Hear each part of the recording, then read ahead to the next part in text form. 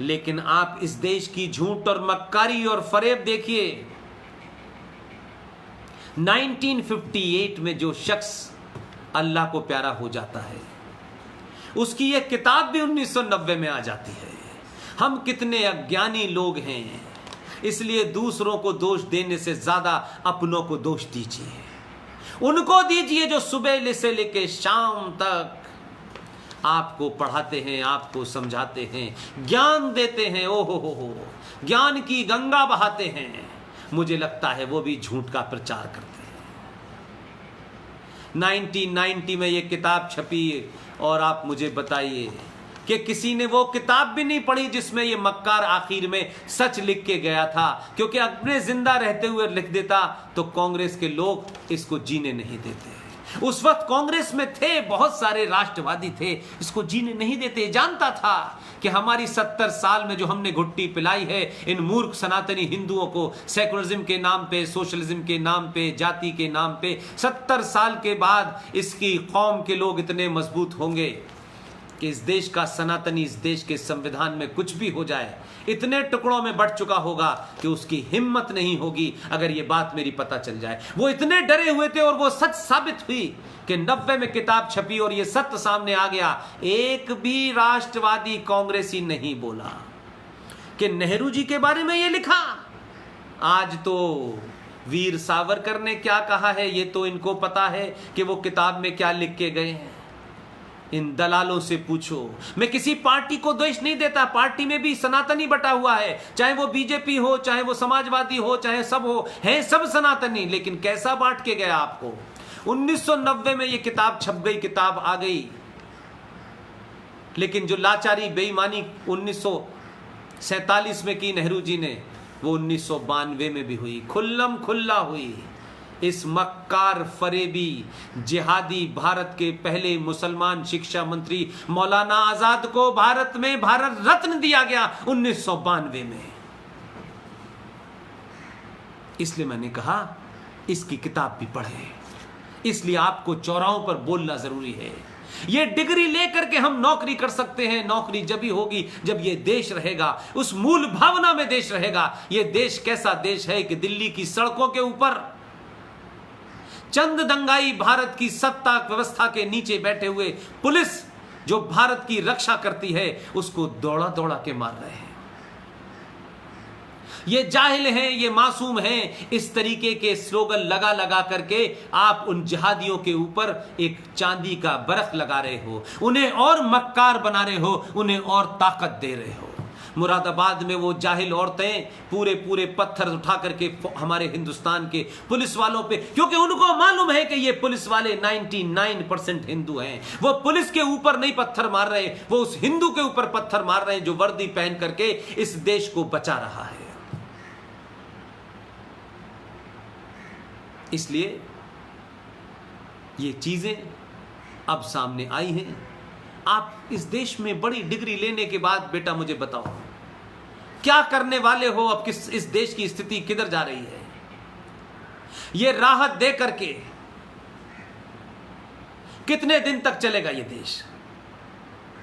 ये कपड़ों में ठेगड़े लगा लगा करके, ये पैचेस लगा लगा करके, आज ये समस्या है इसको चुपकाओ, किसी तरह खत्म करो, वही वही मैं चुपकाओ, उसको जड़ से नष्ट न करो, क्योंकि ऐसी स्थिति कर दी है इन्होंने।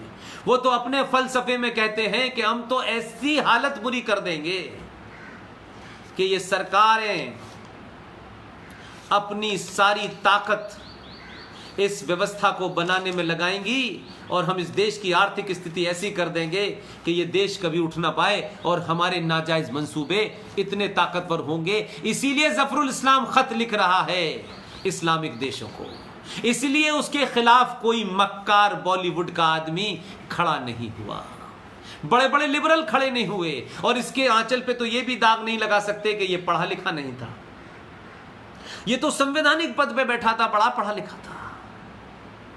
मैंने कहा कि संकट आपके घर में है और आप 200 साल की प्लानिंग बना रहे हैं। कल किसने देखा है? आज बचेगा तब कल होगा। ये मूर्ख बनाने वाले लोगों के उसमें मत आइए।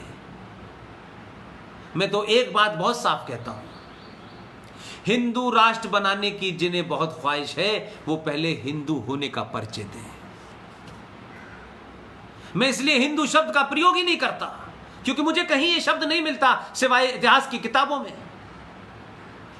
मैं कहता हूं अगर बनना है तो सनातनी बनो। जिस दिन भी इस देश का 10 से 25% भारतवंशी जिसके पूर्वज सनातनी थे, जिस दिन भी सनातनी आप हो जाएंगे, जिन्होंने तलवार के जोर पे शलवार पहनी है, जिन्होंने जजिया देने से बचने के लिए धर्म छोड़कर मजहब अपनाया है, 24 घंटे में वापस आ जाएंगे। ऐसे कामों में बिजी मत होइए, अपने आप को एनर्जी मत लगाइए कि आपकी पूरी जवानी निकल जाए एक मूर्खतापूर्ण काम करने में। ऐसे कामों में लगाइए कि आप सनातन के बारे में जानिए, सनातन के बारे में बताइए। अपने लोगों के अंदर जो इन्फिनिटी कॉम्प्लेक्स और कुंठा है उसको समाप्त करिए। ये दुनिया आपका इंतजार कर रही है।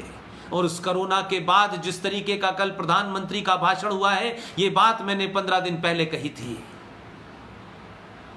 पूरी दुनिया में 3 ऑर्डर बदलने वाले हैं, जिसकी तरफ खुल्लम खुल्ला कल भारत के प्रधानमंत्री ने इशारा कर दिया है। इस कोरोना ने इस देश को, भारत के लोगों को, सनातनियों कह रहा हूं मैं जिहादियों को नहीं मानता। ये जिहादी इस देश में जब तक हैं, जब तक उनकी गिनती 50% नहीं हो रही। ये गले में हाथ डाल कर फोटो खिंचवाने से और टेलीविजन पे आकर के बहुत मॉडर्न बन जाने से नहीं होते। ये किसी फलसफे का हिस्सा है जो 1400 साल पहले लिख दिया गया है।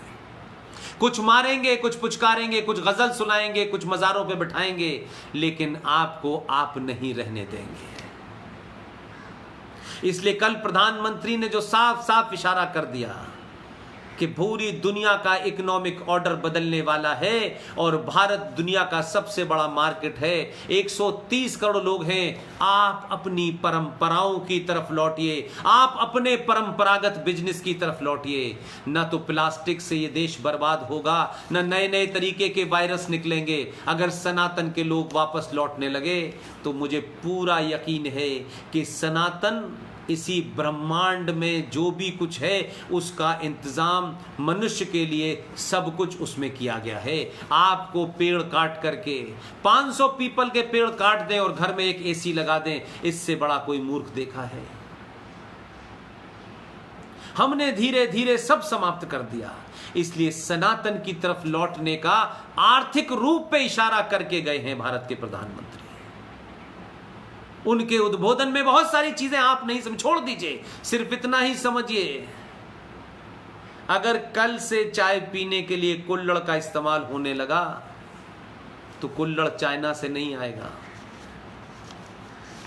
अगर दिवाली पे लक्ष्मी गणेश, आप वो जो कुम्हार बनाता था छोटा सा, उसका घर भी चलता था, उसमें एक उल्लास भी पैदा होता था। और लक्ष्मी गणेश की पूजा के बाद, तुलसी के पौधे में रखने के बाद समय समय पे पानी चढ़ाते चढ़ाते वो खुद मिट्टी में मिल जाते थे। न कोई पॉल्यूशन था, न कोई रंग की समस्या थी। हम इतने लालची हो गए कि 2 रुपए बचाने के लिए चाइना प्लास्टिक का हमें लक्ष्मी गणेश बेच रहा है। हमने कब से ये परंपरा पाल ली कि हम बिजली के झालर जगाएंगे और झालर वो 100 रुपए में देगा चाइना, तो वो हमें देगा। वो प्लास्टिक भारत में समाप्त नहीं हो सकती, वो भारत की मिट्टी को नष्ट कर देगी। आप अपनी पर वापस लौटिए। लेकिन मैं जो बात आपसे कहना चाहता हूं, इस कोरोना के बाद भारत की राजनीतिक स्थिति बहुत जबरदस्त तरीके से पूरे विश्व में एक महान रोल प्ले करने वाली है। क्योंकि हमारे राजनेताओं ने जो मूर्खता की थी कि जब दुनिया ने कहा और अमेरिका ने हमें थाली में रख के कहा कि भारत को हम यूनाइटेड सिक्योरिटी काउंसिल का मेंबर बनाना चाहते हैं, कि उस वक्त चाइना डेमोक्रेटिक नहीं था, पूरा वेस्ट नहीं चाहता था। लेकिन एक मूर्ख साहब थे यहां, उन्हें विजनरी कह के महान बनाया जाता है। उनके नाम के आगे झूठा पंडित लगाया जाता है ताकि कुछ लोगों की इस बात के लिए संतुष्टि हो जाए कि वो पंडित हैं। हमारे यहाँ पंडित पढ़े लिखे आदमी को कहते हैं कोई मजहबी कोई धार्मिक पद नहीं है, जो भी पढ़ा लिखा होगा उसे पंडित कहते थे। उन्होंने कहा नहीं, हम तो गरीब देश हैं, हम तो अभी अभी आए हैं, हमें किसी गुट में शामिल नहीं होना, हमें ये सिक्योरिटी काउंसिल की सीट नहीं चाहिए। अगर ये गलती भारत के मूर्ख प्रधानमंत्री ने उस वक्त न की होती तो आज पाकिस्तान नाम की चिड़िया सामने नहीं खड़ी होती है। लेकिन मैं फिर बता रहा हूं, वर्ल्ड पॉलिटिक्स बदलने वाली है। पूरी दुनिया में चाइना जो नंगा नाच नाचा है इस वायरस के माध्यम से एक्सपोज हो गया है। इसलिए चाइना को कमजोर करना हर भारतीय की जिम्मेदारी है। इसलिए चाइना की चीजों को बगैर चिल्लाए बायकॉट करना आपकी जिम्मेदारी है। इसलिए प्रधानमंत्री ने कहा लोकल को इतना लोकल बना दो कि वो ग्लोबल दिखने लगे। वो है आर्थिक स्थिति। राजनीतिक स्थिति यह है कि इस देश में जिहादी, मैं कहता हूं कि ये कोरोना नाम की एक फिल्म बनाई गई, इस फिल्म का प्रोड्यूसर है चाइना और इस फिल्म का डिस्ट्रीब्यूटर है इस्लामिक जिहादी। पूरी दुनिया में यह फिल्म सफल हुई लेकिन भारत में फ्लॉप हो गई है। ध्यान रखिएगा, ये फिर दोबारा से कोशिश करेंगे कि जब भारत वर्ल्ड पॉलिटिक्स में मजबूत होकर उभरेगा, जब भारत की पूंछ दुनिया के 5-10 बड़े देशों में आएगी, अंदर से कमजोर करेंगी। तुम पाकिस्तानी बाहर से लड़ो, हम अंदर से लड़ेंगे और लगातार लड़ते रहेंगे। लिहाजा ऐसा ना हो कि ये मजबूत हो जाएं और मुगल जो हमारे बाप दादे थे, हम उनकी नाजायज औलादे हैं, हमारे पास ये सत्ता आने वाली थी, हिंदुओं ने मिलकर हमें ये सत्ता नहीं लेने दी, कहीं हाथ से न चली जाए। इसलिए वो पूरी ताकत लगाएंगे। इसलिए एक एक सनातनी को कंफ्यूजन पैदा नहीं करना है। अपने घर की रक्षा करनी है, अपने पड़ोस की रक्षा करनी है, अपने मोहल्ले की रक्षा करनी है। इस देश को तोड़ने वाले गद्दार आपके साथ बैठेंगे, आपके घर में बैठेंगे और आपके बच्चे को एक ऐसी परपाटी पढ़ा के चले जाएंगे कि आपको लगेगा कि कब आपके बच्चे के जहन में वो जहर घोल गए। इसलिए इनसे आपको चौकन्ना रहना है। मेरी और आपकी जिम्मेदारी है कि जो तीसरा बदलाव होना है वो है सोसाइटी का। ये कोरोना भारत के इतिहास में नहीं, विश्व के इतिहास में एक बहुत बड़े बदलाव लेके आई है। मैंने 15 दिन पहले जो अपना भाषण बनारस के कुछ बच्चे जो ABVP के थे, मैंने तब भी दिया था। तब भी मैंने यही बात कही थी 20-25 दिन पहले। इस वक्त सनातनी किसी कंफ्यूजन में पड़ा तो दुनिया दोबारा चांस नहीं देगी, ये प्रकृति आपको चांस नहीं देगा। ये गंगा जमुना तहजीब, ये भाई भाई सारे धर्म बराबर हैं, भाईचारा अब नहीं भाई, अब ये सनातनियों की है। जो सनातन में विश्वास रखता है वही भारतीय है, जो नहीं रखता है वो नहीं है। वो अपना हो पराया हो, हमको कोई मतलब नहीं। लिहाजा उस किताब को जरूर पढ़ें, उस मक्कार को जरूर पढ़ें कि उसको भारत रत्न देना पड़ा। इसी तरीके से एक किताब है at home in India, the reinstatement of Indian Muslim. 1984 में सिखों का जो एक तरफा कत्लेआम था, उस कत्लेआम में मुसलमानों ने मुंह पे कपड़े बांध बांध कर हिंदू बन के जो सिखों का कत्लेआम किया, उसके ऊपर जो किताब लिखी है वो भारत के एक ऐसे शख्स ने लिखी है जिसका नाना भारत का राष्ट्रपति था, जिसका पिता भारत के कई राज्यों का गवर्नर था, केंद्रीय मंत्री था। वो आज भी मौजूद है, सुप्रीम कोर्ट में बहुत बड़ा वकील है, भारत का कानून मंत्री भी रहा है, कॉमर्स मिनिस्टर भी रहा है, और उसका नाम है सलमान खुर्शीद। और इस किताब को जब आप पढ़ेंगे तो वो कहता है कि 1984 में जब सिखों की हत्या हिंदू कर रहे थे तो मुसलमान बहुत खुश था, और वो इसलिए खुश था कि ये वही सिख और हिंदू थे जिन्होंने 1947 में मुसलमानों को मिलके मारा था। ऐसी मक्कार और शैतानी सोच रखने वाला आदमी आजाद भारत में भारत का लॉ मिनिस्टर बन जाता है, हम कुछ नहीं कर पाते। इस किताब को पढ़िएगा। एक किताब हमारे दोस्त विवेक अग्निहोत्री जी ने लिखी है, जिनके बारे में मैंने बताया कि उन्होंने अपनी फिल्म बनाई है ताशकंद फाइल, वो अब कश्मीर फाइल बनाने जा रहे हैं। सबसे मदद ले रहे हैं, रोज़ अच्छे अच्छे लोगों से बात कराते हैं, रोज़ मेरे टच में रहते हैं। मैं बार बार कहता हूं मैं क्या कर सकता हूं, मैंने कहा मैं बहुत छोटा सा आदमी हूं, 25 साल की पत्रकारिता के बाद इस्तीफा दे करके अब मैं कुछ कर रहा हूं, मैं आपके बारे में जितना हो सकता है लोगों को बताऊंगा। उनकी एक बेहतरीन किताब है, उस किताब का जिक्र इसलिए करना चाहता हूं, ये किताब कॉलेज और उस यूनिवर्सिटीज़ में ज़रूर पढ़ाई जानी चाहिए। जहाँ ये किताब पहुँचेगी वहाँ ये अर्बन नक्सल नाम के लोग जो हैं नहीं पहुँचेंगे, जिन्हें मैं अर्बन टेररिस्ट कहता हूं, अर्बन नक्सल टेररिस्ट कहता हूं। उस अर्बन नक्सल किताब को लिखा है विवेक अग्निहोत्री ने, उसे भी पढ़िएगा। एक दूसरी किताब है बोस और Gandhi, who got India her freedom. ये किताब मेजर जनरल जीडी बख्शी ने लिखी है। एक 80 साल के बुजुर्ग को जब आप टेलीविजन पे देखते हैं, वो सनातन के लिए लड़ता है, इस देश की सिक्योरिटी के लिए लड़ता है, इस देश में जिहादियों के खिलाफ बोलता है, इस्लामिक आतंकवाद के खिलाफ बोलता है, कश्मीर में जिहाद हो रहा है उसके खिलाफ बोलता है, उसको भी बड़ी थ्रेट और गाली आती हैं। इससे मत डरिए, इससे मत डरिए। ये उनकी लिखी हुई किताब है, इस किताब को पढ़ लीजिएगा। और एक किताब है जिसका जिक्र एक अमेरिकन साइंटिस्ट ने किया है, उस किताब का नाम है the clash of civilization and the remaking of the world order. ये आज जो मैं बात आपसे कह रहा हूं ये वही है। ये मजहब की लड़ाई नहीं है, ये दो मजहबों पे है ही नहीं। हम मजहब नहीं है भाई, हम मजहब नहीं है, हमारी तुम्हारी कोई तुलना नहीं हो सकती। हाँ, ये संस्कृति, ये सभ्यताओं की लड़ाई जरूर है। The clash of civilization and the remaking of world order। ये अमेरिकन साइंटिस्ट हैं सैमुअल पी हंटिंगन। इस किताब को इसलिए पढ़िए, ये काफी समय पहले लिखी गई है, तब पता नहीं था कि कोरोना आएगा। रीमेकिंग ऑफ वर्ल्ड ऑर्डर शुरू हो गया है, इसमें आपको बड़ी भूमिका निभानी है। इसलिए इसके अलावा भी एक और किताब लिखी है, ये किताब बहुत खूबसूरत है। Your prime minister is dead by Anuj Dhar, our moon has blood clots by Rahul Pandita, India from Curzon to Nehru and after by Durga Das. Durga Das की जो थे वो भारत के एक बड़े अखबार के एग्जीक्यूटिव एडिटर थे, प्रेस क्लब ऑफ इंडिया के फाउंडर प्रेसिडेंट थे।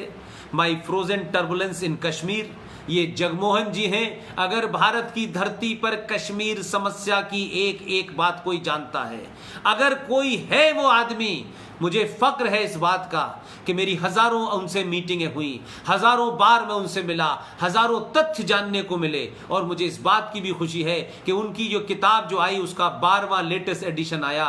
जब मैं उस किताब को लेके उनके पास पहुंचा, वो 92 साल की उम्र के हैं, पाकिस्तान में पैदा हुए थे, अब रह रहे हैं, तबीयत बहुत बेहतर नहीं रहती, अभी भी जीवित हैं। वो बड़े खुश हुए और उन्होंने उस किताब के ऊपर अपने साइन किए। वो किताब मेरे पास है, उस किताब को आप पढ़ लें तो कश्मीर की समस्या की बारीकियां आपको समझ आ जाएंगी, जो कोई बताता नहीं है। किताब का नाम है my frozen turbulence in Jammu and Kashmir. एक किताब है जो अमेरिका में बैठ करके बहुत बड़ा काम कर रहे हैं, उनका नाम है राजीव मल्होत्रा, और उस किताब का नाम है ब्रेकिंग इंडिया। और एक किताब और है जिसको लिखने वाले जीवित हैं, जिसका जिक्र मैंने कई बार अपने भाषणों में किया है। उस किताब का नाम है one life is not enough. आप तो राजस्थान के हैं, वो भी आपकी राजस्थान की धरती का बहुत बड़ा बहादुर लीडर है। मैं निजी तौर पे उनकी बड़ी इज्जत करता हूँ, मैं निजी तौर पे उनसे मेरी अच्छी बातचीत है। उनका नाम है कुंवर नटवर सिंह, उन्हीं ने किताब लिखी है। उसका पेज नंबर 42 और 142 जरूर पढ़िएगा, बहुत तथ्य आपको मिलेंगे। और ये जो सड़क पे घूमते हुए लोग हैं जो आपको कॉर्नर करना चाहते हैं, इस किताब के तर्कों से आप उनको बेजुबान कर सकते हैं। इसीलिए एक और किताब है कश्मीर के ऊपर लिखी गई है 1947 में, revival version of history by Prem Shankar Jha. इस किताब में बहुत खूबसूरत चीज़ें हैं, आप पढ़ेंगे तो आपको मज़ा आएगा। और एक किताब और बताता हूँ, ये विदेशी ने लिखी है किताब बहुत महत्वपूर्ण है। किताब का नाम है keeping the jewel in the crown, the British betrayal to India, Walter Reid की किताब है। इस किताब को पढ़ने से भारत विभाजन के लिए लॉर्ड रेडक्लिफ जो आए थे, उन्होंने अपनी बारे में बताया है कैसे हिंदुस्तान के अंदर नेहरू जी ने कहा कि आप इस काम को जल्दी से 1 महीने में कर दीजिए, जबकि उन्होंने कहा यह काम 3 साल से पहले नहीं होता। भारत विभाजन का काम उन्हें सौंपा गया था, वो यहां से 12 अगस्त को चले गए। उन्होंने कहा कि इतिहास मुझे माफ नहीं करेगा, इस काम को कम से कम 3 साल चाहिए थे, लेकिन भारत में सत्ता के दलालों को चाहिए था कि जल्दी से भारत का विभाजन की रूपरेखा खिंच जाए। और सच बात यह है कि 15 अगस्त को जब आप दिल्ली के अंदर झंडा फहरा रहे थे, उस वक्त भारत के बॉर्डर का पता नहीं था। मेरी सिर्फ विनती इतनी है, मैं लता को, लता की टीम को, उनके परिवार को, माता पिता को, उनके भाइयों को, बहनों को, जिन्होंने लता को एक बहादुर लड़की बनाया, उनका आशीर्वाद लता को और ताकत देगा। मैं सबसे बात कहूंगा, यह बात न इतिहास से संबंधित है, न किसी साहित्य से संबंधित है। अपने मां के जिसने पैर छुए, अपने पिता का जिसने सम्मान किया, उन्हीं को दुनिया सम्मान देती है। मां अगर आपके जीवित है और आप उसके पैर छूते हैं, अपना माथा उसके पैरों से लगाते हैं, तो आप पुष्पिंग बन सकते हैं। वो इतनी एनर्जी और इतनी ताकत देगी कि किसी से डरोगे नहीं। उस ताकत को पहचानो। पैसा कमा करके अमेरिका भाग जाने से अपनी मां और अपने पिता को वृद्ध आश्रम में सबसे ज्यादा हिंदू सनातन परिवार भेज रहा है। ये कैसा आपने नियम बनाया है, ये कौन सा आधुनिक विकास आपने किया है कि जिस मां ने आपको 9 महीने पेट में रखकर आपको जन्म दिया, आपको पाला, आपको बड़ा किया, उस मां को आप किसी वृद्धा आश्रम में छोड़ करके सो कैसे लेते हैं? नींद कैसे आ जाती है आपको? आपका जमीन आपको नहीं कछोड़ता, आप चंद डॉलर भेज देते हैं। आपके डॉलर के लिए आपकी मां ने आपको पैदा नहीं किया था। विश्व में जहां भी खड़े होंगे, दुनिया का अगर कोई सत्य है, अगर सत्य है, उसके अलावा सब विश्वास है। सत्य सिर्फ एक है, मां। और ये इसलिए सत्य है, मां है तो मां ही सच्चाई है। इससे बड़ा सच कोई हो ही नहीं सकता। दुनिया इधर से उधर हो जाए, आप ये नहीं कह सकते कि ये जो मेरी मां है, इसी ने आपको जन्म दिया है। दुनिया में अगर कोई विश्वास नाम की चीज है, जिसे हम कहें विश्वास है, और एक शब्द में उसे प्रकट करें, तो सच्चाई के नाम पे अगर सबसे बड़ा सच है तो उसका नाम है मां। और विश्वास के नाम पे अगर सबसे बड़ा कोई विश्वास है, उससे बड़ा विश्वास दुनिया में नहीं हो सकता। उसके लिए कोई एफिडेविट नहीं बना सकता, उसके लिए कोई प्रमाण पैदा नहीं कर सकता। और वो विश्वास है कि वो मां जिसकी तरफ इशारा करके तुमसे कह देती है ये तुम्हारा बाप है, अपनी मां से कभी आप सर्टिफिकेट नहीं मांगते, डीएनए टेस्ट नहीं कराते, आजीवन उस शख्स को अपना बाप मान लेते हैं। यही सत्य है, यही विश्वास है। जो सत्य है, उस सत्य को वृद्ध आश्रम न पहुंचाओ। तुम कोई तरह के दुनिया की बड़ी से बड़ा पद बिना मां बाप की आशीर्वाद के नहीं प्राप्त कर सकते। मैं जो कुछ हूं, अपनी मां के कारण हूं। बहुत वृद्ध हैं, ये उन्हीं का प्रताप है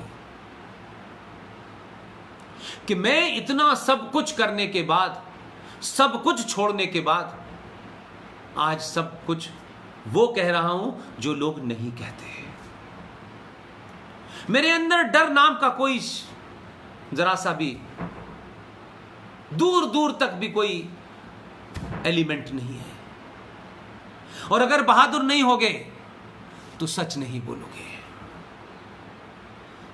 बहादुर लोग दुनिया में धोखे से मारे गए हैं, हमेशा ध्यान रखिएगा। और उन्हें किसी ने सामने से नहीं मारा, उन्हें या तो अपनों ने जहर दिया या अपनों ने मिलकर सौदा कर लिया। बहादुर कभी भी दुश्मन से नहीं हारा, अपनों से हारा है। अपनों से डर है आपको अपने मारेंगे। लेकिन मैं फिर कहता हूं, अगर अपनी मां का दूध पिया है तो उस कर्ज को लौटाओ। ये मकान, ये बड़ी बड़ी गाड़ियां, ये बड़ा पैसा, कश्मीर में भी करोड़ों करोड़पति लोग थे, सदियों से थे। आज तक ऊंची आवाज में कश्मीरी हिंदू पंडितों ने किसी से बात नहीं कही। लेकिन उनके बच्चे भी अमेरिका, लंदन पढ़ने जाने लगे। और जिहादियों ने उन कश्मीरी हिंदू पंडितों को, जो कश्यप ऋषि की औलादें थी, उन्हें अपने ही देश में और अपने ही वतन में 7वीं बार भागने से मजबूर कर दिया। इसलिए जो लोग